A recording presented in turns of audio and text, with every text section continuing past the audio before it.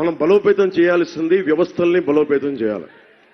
Police, revenue, అన్ని రకాల పౌర సరఫరాల వ్యవస్థని వైఎస్ జగన్ ఏం చేశారు?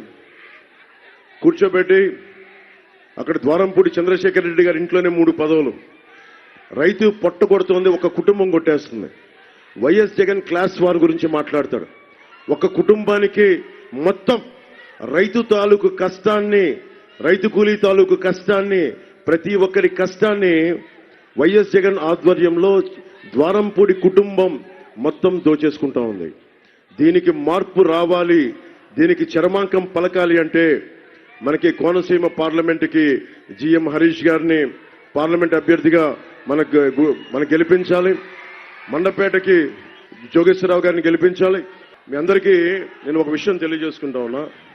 మీరు స్లోగనీరింగ్ కానీ, నా స్లోగనీరింగ్ కానీ, ఇవన్నీ ఏమి చేసినా మీ స్లోగనీరింగ్ ఓటు కింద మారకపోతే నిష్ప్రయోజనం అయిపోతుంది.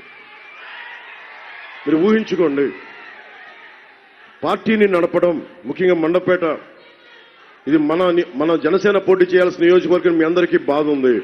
అది నేను గుర్తించలేదని కాదు, చాలా గుర్తించాను. కానీ ప్రత్యేక పరిస్థితుల్లో అంటే కనీసం మనం ఇంకా రికగ్నైజ్డ్ పొలిటికల్ పార్టీ ఇంకా అవ్వలేదు. మన గ్లాస్ సింబల్ కూడా ఎన్ని గొడవలు పడుతున్నామో చూస్తున్నాం. అందుకని నాకు ఎన్నికల తాలూకు ముఖ్య లక్ష్యం జనసేన పార్టీ కంటే కూడా మీ భవిష్యత్తు నాకు చాలా చాలా ముఖ్యం. నేను 2014లో తెలుగుదేశంకి, భారతీయ జనతా పార్టీకి నేను మద్దతు తెలిపితేనే మన గోదావరి జిల్లాల్లో కానీ మిగతా అన్ని చోట్ల మన బలంతో దాదాపు ప్రభుత్వాన్ని అది బలం అంతా ఇంత అని పక్కన పెడితే మన బలం ఖచ్చితంగా పనిచేసి ప్రభుత్వాన్ని స్థాపించాం. ఆ రోజున 2024కి నేను మీ ముందుకు వచ్చా. పిఠాపురం నుంచి, మన ఉమ్మడి తూర్పుగోదావరి జిల్లా పిఠాపురం నుంచి నేను పోటీ చేస్తున్నా. నాకు మీ మద్దతు ఇవ్వకపోతే నేను దశాబ్దం నుంచి రోడ్ల మీద తిరుగుతూ ఉన్నా, రైతాంగం కోసం నిలబడి ఉన్నా, కౌలు రైతుల కోసం నిలబడి ఉన్నా.